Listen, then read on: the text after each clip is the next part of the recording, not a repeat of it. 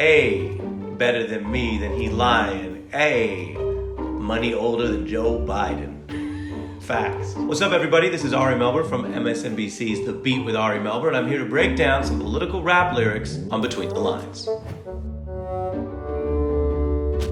When I was in high school, the big anthems that I think about was Bob Marley, Get Up, Stand Up, a lot of NWA and Public Enemy. When I got older, I definitely was a huge fan of Mos Def and Black on Both Sides and Black Star. And then you have other artists who are not explicitly political. It's not like every album is trying to make some socially conscious statement, but when you listen, you realize, oh wow, Jay-Z and Kanye and Kendrick are all talking about what it means to exist in this political system. And what does the system do? What opportunities does it afford? How many things that are unjust, unfair, that are not right aren't just naturally occurring, like a tornado, which is also unfair, but are decisions made by people in power. That's what politics is about, and hip hop has always said, wake up, look at this. Hood politics. Kendrick Lamar, streets don't fail me now, they tell me it's a new gang in town. From Compton to Congress, set tripping all around. Ain't nothing new but a flu of new demo crips and re-bloodikins.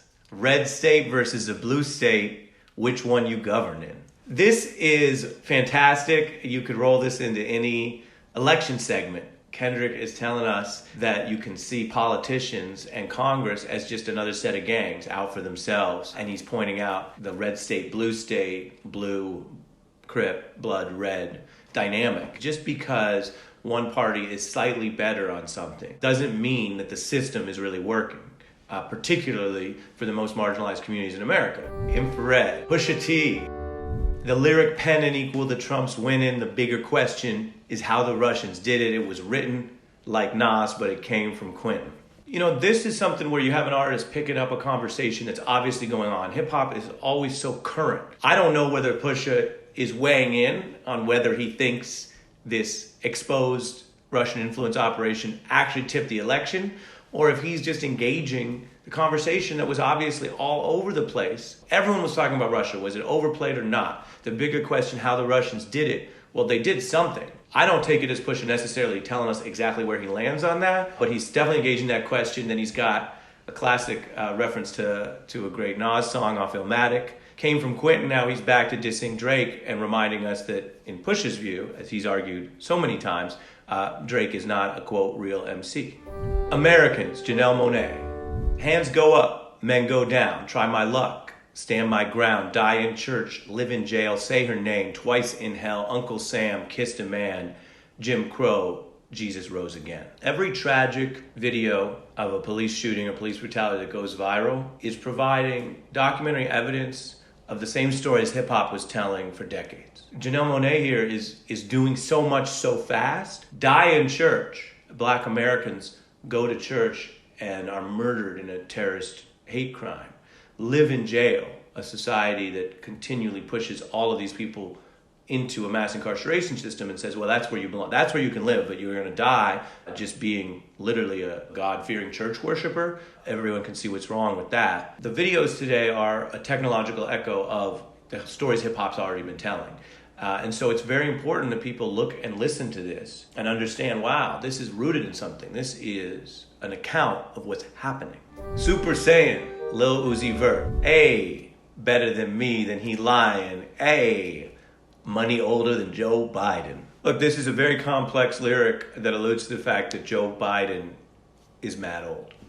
The Box, Roddy Ricch. I'm a 2020 president candidate. I done put 100 bands on Zimmerman. Roddy knows that his listeners are going to remember the Zimmerman case, which was one of the cases during the Obama era that just blasted on into the conversations about Black Lives Matter and double standards in the law. And he's not over-explaining it. This is, again, not him going into why the stand your ground law in the state statutes of Florida is widely used to the benefit of white defendants and not black defendants, and thus is another unseen or secretive way that our justice system continues to racially discriminate. He's not going that far. Zimmerman, boom. A lot of people are going to understand that, and he knows that. Ye versus the people, Kanye West. I know Obama was heaven sent. But ever since Trump won, it proved that I could be president. We can do a whole Genius Between the Lines just on Kanye's politics. They may be nonsensical, but they are not meaningless to him. When Kanye looks at Trump, he looks at him like a sneaker and says, wow, it's so shiny and it's different than the other sneakers. And everyone said it wouldn't work and it did. And he identifies with that. He's not looking inside the sneaker and saying, wow, but it's separating families at the border. What are the immigration policies inside the sneaker? Or wow, it's not equipped to deal with a pandemic. So more people are dying because of that. Because Kanye's not a policy analyst to begin with. If we ask artists to share all of themselves with us, including their politics, we are going to then learn things about artists that we disagree with. Nature of the Beast, Black Thought. Yo, lost generation, mask-faced nation, world population confronting their frustration. A wait station full of COVID-19 patients in every complexion like ice cream flavors. Here it is, pandemic hip-hop. Black Thought has always been a very conscious artist, also known for his incredible freestyles. I mean, he'll give you political theory in a Hot 97 freestyle. Brackets, J. Cole. Let me pick the things I'm funding from an app on my screen better than letting whack congressmen I've never seen dictate where my money go straight into the palms of some money-hungry company that make guns that circulate the country. J. Cole fits into a tradition of a lot of political hip-hop that is not easily boxed. Once you really get into it, this is a more traditionally conservative style view that you don't want national federalism. You don't want a faraway government making decisions and taking your money that far away just to bring it back. This has a little more digital vibe of how we live now. What if I could do it on an app? What if we could do it locally? But really, when you think about it, this fits into the larger debate the founders were having 200 years ago that goes on to this day. How much power should be far away? And the more skeptical you are of government, libertarians and conservative Republicans are skeptical in a certain way, and a lot of people oriented towards civil rights and economic injustice are skeptical in a different way. But the skepticism in common is, as J. Cole says, why are you going to let some whack congressman that you've never seen in D.C. take your money and spend it if you don't trust them to be on your side? Like Home, Eminem. This chump barely even sleeps. All he does is watch Fox News like a parrot and repeats while he looks like a canary with a beak.